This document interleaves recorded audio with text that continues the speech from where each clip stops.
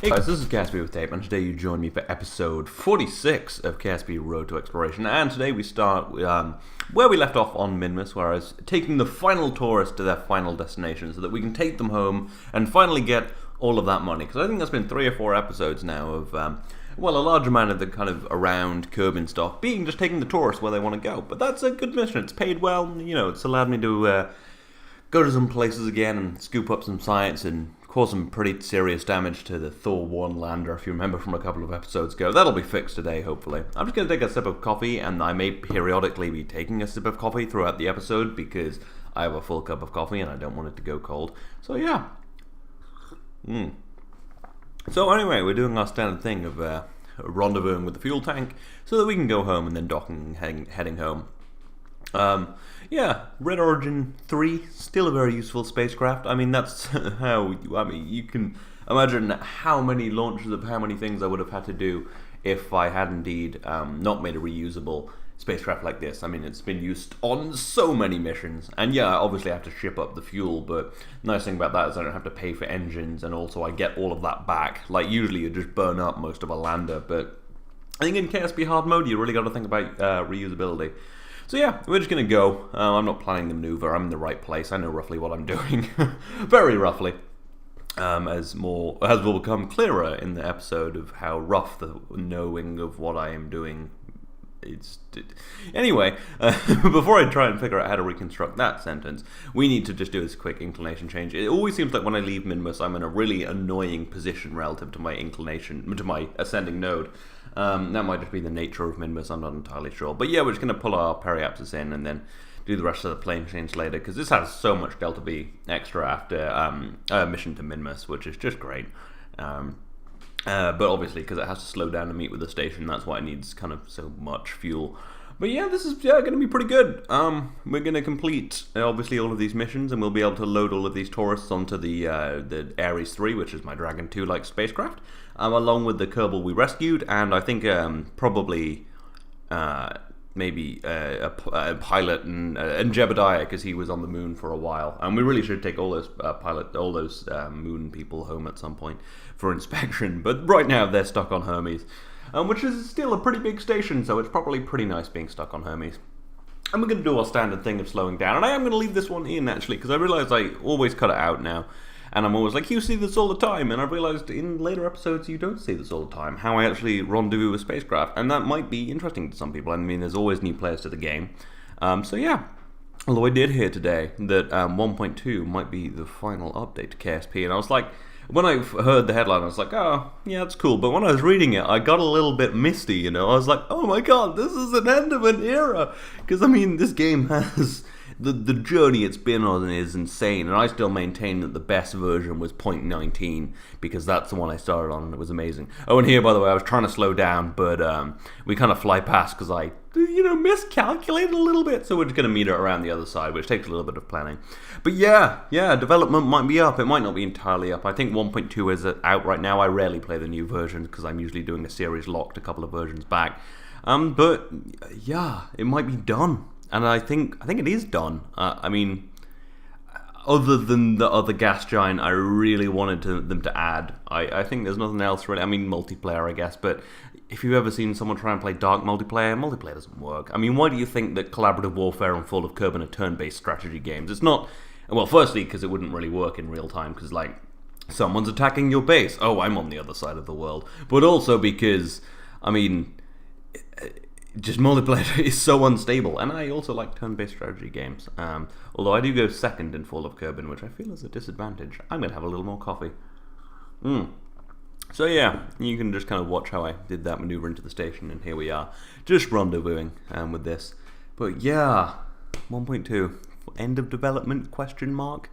Crazy. Anyway, we've got to find ourselves a free space on here, which is getting pretty full because I just refused, apparently, to take the Aries 2 to the moon space station and turn it into a bit of space station. The problem is, so that old spacecraft on the left there was what used to be my kind of just orbital transport spacecraft, but now that's the Aries 4, which is the nuclear-powered spacecraft in the top right now. So the other one's useless, kind of always has been. So I need to take it out to the station, but the problem is I need to put a Kerbal in to take it out there, which means I then need to get the Kerbal back. So what I'm going to do is next time I go to the moon base, I'm going to put one of the people in the Aries 2, and I'm going to take it out there. Anyway, so we've clocked up about 500 science in the lab, so I want to transmit that back real quick, and then add a bunch of experiments that we got from the Minmus to the thing to get a little more data, and then we're going to head home. But yeah. So yeah, at some point I will take the Aries 2 out to the space station to act as a bit more space station part and free up that docking port permanently, which will be nice. But until then, you know, we're going to have to work around it, I guess. So anyway, it is time for the Aries 2 to go home. It has done a test flight, an unmanned test flight before, because obviously it's kind of a dangerous vehicle. Well, dangerous looking. It doesn't have a full heat shield and all that. But yeah, anyway, so we're going to do a deorbit burn, as you can see here, and fly right past the station, kind of really close. I probably should have been a little more, you know, careful. We get right underneath there. It's great. Yeah.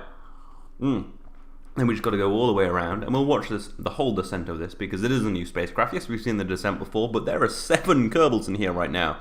In the fairing, there is, of course, the 4 crew container holding the tourists. There is Jebediah Kerman. There is another pilot, and I believe an engineer. Oh no, the person we saved, of course, the Kerbal we saved, yeah.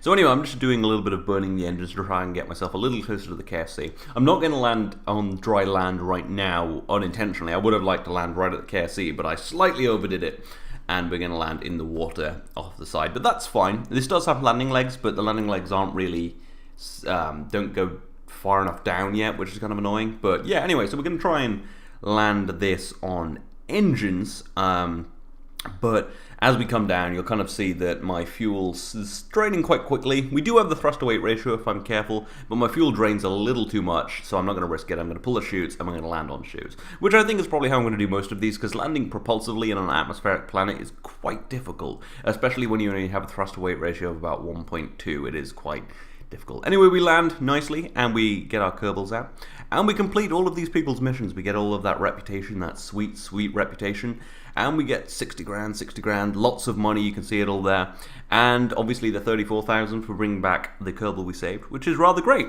Anyway, we need to go back to the space station with an Aries 1 launch. Yes, we are still launching Aries 1, even though the Aries 3 is about, because we don't need the big spacecraft, and it is aboard the new rocket, the Starlight 1. Because this spacecraft used to launch aboard the Pulsar 2, the small Pulsar rocket, but that is aging and actually often would fail to put this in the correct orbit if it had too much payload in the cargo bay. So of course we will upgrade it to a much better rocket, which is replacing all remaining Pulsars below the Pulsar Y, because it's just much better. And I'm sure there will be at least one person being like, but the Pulsar 4. The Pulsar 4 is useless to me. It's a beautiful rocket, and it will go down in history as glorious, but we have moved on. We have advanced our technology. It's not like on Earth we use rockets from just like the 70s still. It's not like Boeing and Lockheed haven't upgraded their technology. Oh, wait. Yeah, that's not entirely true, but seriously, before SpaceX, I mean, there really wasn't much advancement in the space technology. I mean, Russia was getting some pretty high ISPs, but I mean, nothing much. Anyway, so we've got to go and land this stage, which is fairly trivial. I mean, we've done this many a time, but we will watch it all the way to the bottom because it's nice to see these things land. And I'm going to leave more. In this episode, I've left more of these things in that I usually cut out because I realize often you don't see them. Because I'm like, you see this all the time, and I think occasionally I'll leave them in so that you can just have a refresher of how I actually run my space operation. And this is nice. It has a bunch of extra fuel because I didn't use any of the reserve tank. Usually I use about half of it on launch, but I didn't want to send myself into too high a trajectory, and also I kind of wanted it for landing. Not that I needed it, but it just means the rocket lands closer to the KSC, which is really good. I'm just going to have some more coffee. From a mug, which has like a little bear going into it, so it looks like the bear's drinking. It's great. Anyway, so we'll get back into orbit. Into space. And we'll put ourselves in a nice orbit. We'll have a ton of fuel left over in the second stage, which I forget to bring back, by the way, so I'll have to do that next episode, because it's quite expensive.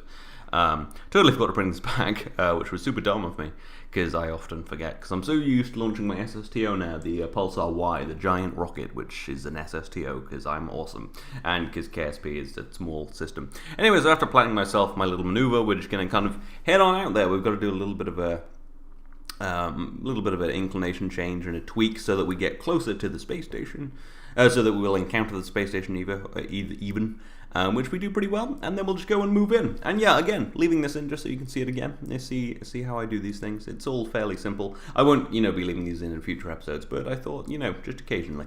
So yeah, just using those little monopropellant engines, we put ourselves on the right course for the homie station. And yeah, we've just got 2 Kerbals in here. We've got a new engineer and a pilot, of course, to fly it.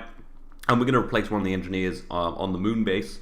I think this pilot will also be going to the moon base on our next mission. Our next mission is actually an expansion mission, because I've got a mission to expand it, and I want the money, and I want a bigger moon base, because I think the moon base shouldn't just be a testing place. It should be a big city on the moon. It'll be great, probably.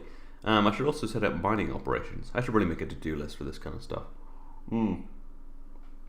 Anyway, yeah, so I'm just maneuvering into the 1-free docking port. We should probably bring that fueling tank down, back down at the bottom. But we do have some important payload on this. This isn't just a crude spacecraft. Firstly, it has a bunch of life support. Just a little bit here. So we're going to transfer all of that in, because we haven't had a life support resupply in a while. Shit, wait, am I taking the...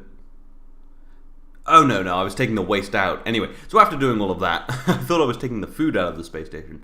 I've got to get this Kerbal out, go grab the tool for building things with Kerbal attachment system, and then I'm going to go here, grab the landing leg to replace the one we broke on the Thor lander, and that's what we're doing right now. It's an engineer who's just reattaching these landing legs, and I think that's pretty good. It did take a couple of attempts, but it took a while, so I cut it out. So I'm going to close that and inspect it visually. And it looks pretty good. It looks in pretty good shape. And we're just going to throw the solar panel on there that also broke. And now Thor 1 is back in working order with all of its landing legs and solar panels. So yeah, I think that's pretty good. We've just got to go and put the tool back in the box and yeah, go and find ourselves some space to live for a while. Yeah, Kerbal attachment system, very useful for fixing small things in your space station or spacecraft. Much easier on the ground without the 0G. But anyway, yeah, we've got to bring back the fueling spacecraft, as I said, which is just a matter of leaving the station, doing a quick deorbit burn, and then, just landing on the ocean, which cue now.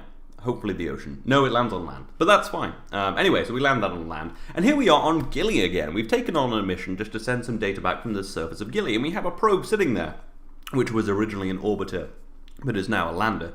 So we log that data, and after about 40 seconds, we get that data back, and we're going to transmit it for basically no science, but we get about 90,000 plus a small advance out of this. So I like taking on these missions just because it means I can use the probe a little more. And I'm just nulling my velocity because I was sliding down the hill a little bit. But yeah, 90,000, easy money. Got a little more money for our big Duna project that'll be happening soon. But yeah, and we also get a mission to put a satellite in a polar orbit of MOHO, which is fantastic, because if you remember last time, I forgot to put scientific equipment on that MOHO probe, but now if it goes into that polar orbit, it can complete a mission. See, I didn't totally fuck up, I totally fucked up, but whatever. Anyway, so we're launching a Pulsar X right now, and this is carrying an important payload. This is a life support resupply for the moon, because the moon is totally not out of life support, but it's filled up its waste container from the recycler, which is recycling the oxygen and water, but produces a lot of waste. So we're going to go and resupply that, because we've got another mission to the moon base coming up soon. This is actually just my first attempt at a moon resupply thing, so it's not reusable. It was just thrown together quite quickly. But yeah, at some point I will obviously make this reusable. If I throw a couple of parachutes on there and put on a good antenna, it probably would be reusable, but I just wasn't thinking about that. This has just got to work, and that'll be fine. But also I might need a heat shield and more fuel to slay. It would be kind of annoying reusing this.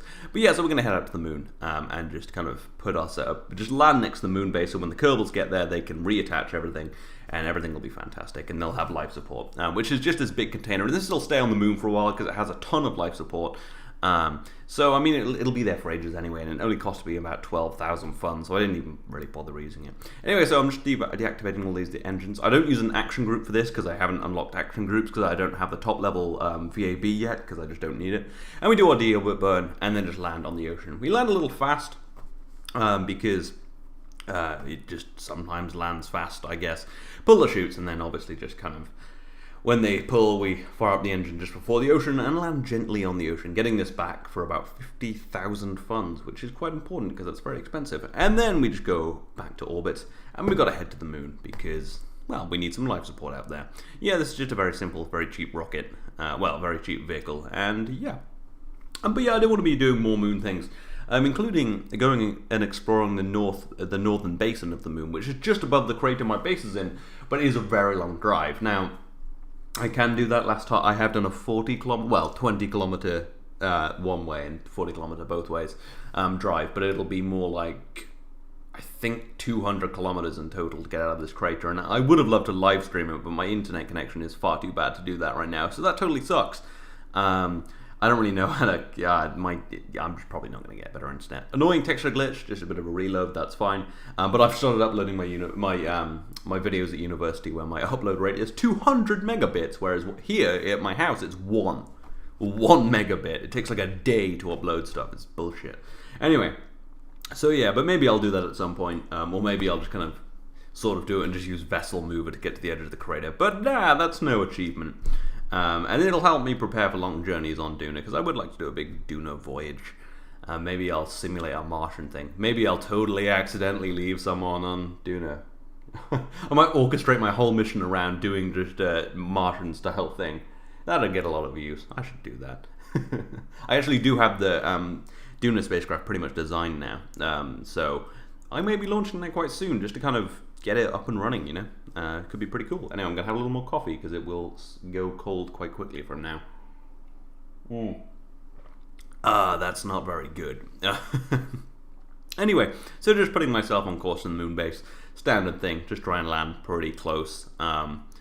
I never know quite how much to burn, really. And you can see I'm just tweaking it constantly because that's sort of how I do things. I would waste so much fuel as a spacecraft operator, spacecraft pilot, a spaceman, as an astronaut. I don't know. Whatever. Shut up. No one pilots spacecraft. It's just computers. I should be using MechJet for this.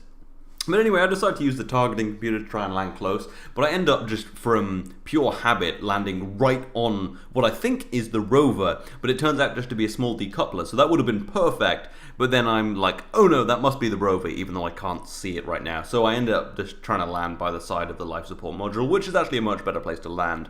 I'm just going to touch down here, and you can see just kind of almost smash a solar panel there, but just react amazingly quickly, because I'm amazing. And then, yeah.